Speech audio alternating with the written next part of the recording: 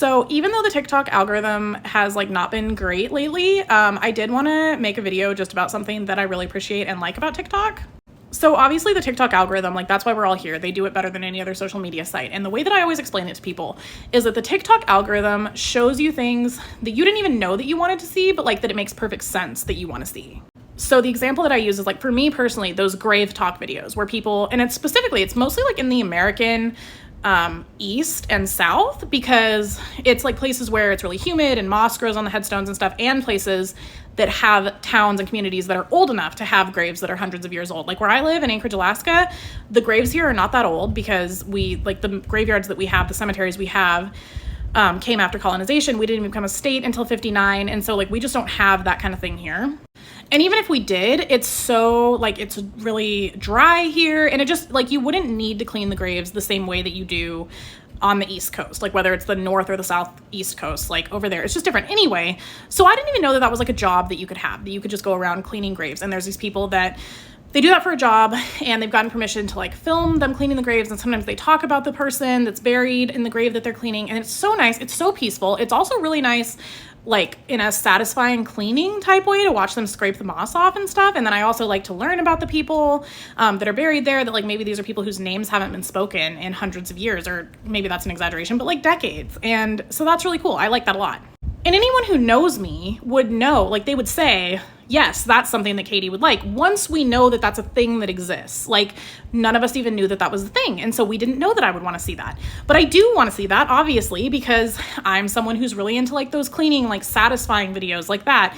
And all of like, you know, like facials and all that kind of stuff that's like removing dirt and grime from things. Like I'm really into that.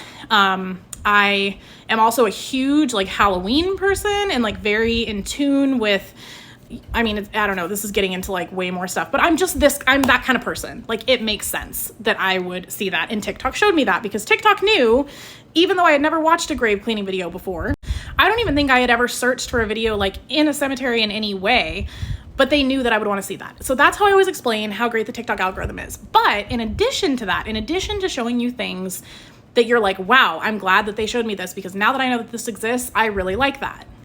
TikTok also shows me stuff that like, even after I've seen it, I don't particularly seek it out to like watch it over and over. Like with some of those grave talk videos, I've followed the creators because like I want to keep seeing that. But an example that I can think of is there's this girl in here, and she has a decent following, maybe like around the number that I have. So like not anything crazy. But I forget her name, but she is an Alabama Crimsonette, and I had never heard of that. I did not know what the Crimsonettes were. I mean, I knew some stuff about the University of Alabama just because it's like a big school, and like in sports and stuff, it's a big thing. And so I knew some stuff about it, but I did not know about the Crimsonettes. And if you don't know what the Crimsonettes are, basically they are part of the Alabama $1 Million Marching Band. And I think it's men and women, but they're kind of like a cross between like cheerleaders and baton twirlers. So they dance, they use props. It's really interesting. And this girl did this whole series of videos about her auditions to be a Crimsonette. And she was like a senior. I think this year she's a senior. So she had done it before. So she like knew what she was doing. And it was so cool. And I was like, yeah, I'm not going to search that every day. Like I'm not going to go find all the other Crimsonettes and like watch their videos. I'm not that invested in it, but I'm so glad that it showed me, because that is really cool. And really, I kind of feel that way about anything. And that's what I love about TikTok, is that it will show you things like you just get to see other people doing their sport or their job or their hobby, or like talking about the, you know, interesting relationship structure that they have with their spouse. Like maybe they have a polyamorous relationship and they have like 4 people living in one house that are all in love. Like, am I going to seek out that kind of content? No. Am I going to do it myself? No. Is it interesting to see? Yes. And also, I just love seeing people like be happy and doing things where they're like enjoying themselves. So another example of it that I think a lot of us maybe have kind of gotten into in the last year is there are a bunch of Orthodox Jewish content creators on TikTok. And again, living in Alaska, like we don't have a lot of Orthodox Jewish people here. Alaska's pretty diverse, and we have, you know, some of many different kinds of people. And there are some Orthodox Jewish people here. I know that is a community that we have, because I know that we have like Congregation of Beth Shalom. We have resources and stuff like that for that community here, but we don't have a big population of Orthodox Jewish people. And I have never lived somewhere that does. And so that has been so interesting to me. And I so appreciate creators like Miriam and Haya Sarah and like I think it's Your Jewish Friend is her tag. I don't know, but I so appreciate that. I think that is so freaking cool that they are showing us parts of their life and their culture. Like, that is just so wonderful, in my opinion. And also, like, it kind of gets into a whole other thing with like with Miriam specifically. You know, her bubby is a Holocaust survivor, and she's one of the last remaining Holocaust survivors that are alive today. And like, she shares her stories, and that is so important, like in a totally different way. And I appreciate that too, but I just think it's so cool to see things about different people's cultures. Like, I was raised Catholic, and these days I'm like all over the place spiritually. I still believe in God, but I'm all over the place.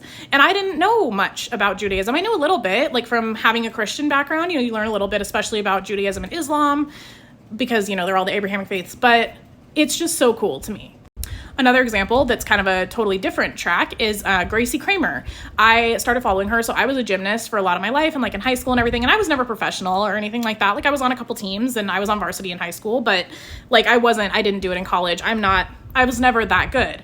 And I don't follow like every gymnast. I mean, I really like Simone Biles, and I didn't know who Gracie Kramer was, but then she had a viral video, and I was like, wow, that's really cool. So I followed her, and now I get to see her like training, because she's a professional gymnast, and just the stuff that she does every day. And it's so interesting. Like, it's just so cool that people are giving us glimpses into their life, and that it's like, it's so different from my life, but it's still so cool. And like, it builds mutual respect, and like, it just educates people, and that is all great. But also, I just love seeing it. Like, from a totally selfish perspective, I just love to see these things. And it really always makes me think of that quote that's like, isn't it crazy to think that everyone around you is living a life like as complex and enormous as yours? And like, that guy that made up a word, I think it's called Sonder, that made up the word that like describes that. And it's so cool, because it's like, most of these people were doing these things before TikTok. And like, even if you know someone, like people on here might know me for like true crime stuff, and that's fine. Like, I like to do true crime stuff, and like, that is fun. But I just like, that's such a small part of me. And that's like, for all of these people, it's like, I mean, and for some of them, it's not a small part, right? Like Miriam's content, I mean, that's her daily life. Like, that is a big part of her life. But there's just so many things that I'm like, wow, I didn't know that this was a job that you could have, that this person gets up and does this, like the Grave Talk. They get up and do this every day, and I did not know that this was a thing. And it's just so freaking cool. It's so cool. And I get to see like parts of the world that I wouldn't have like sought out videos from, and people speaking different languages. It's so cool. It is so cool. I hope that even if TikTok like goes under or something, I just hope that we never stop sharing our lives. And I know that there's downsides to that too, but I just appreciate it so much. It's so cool.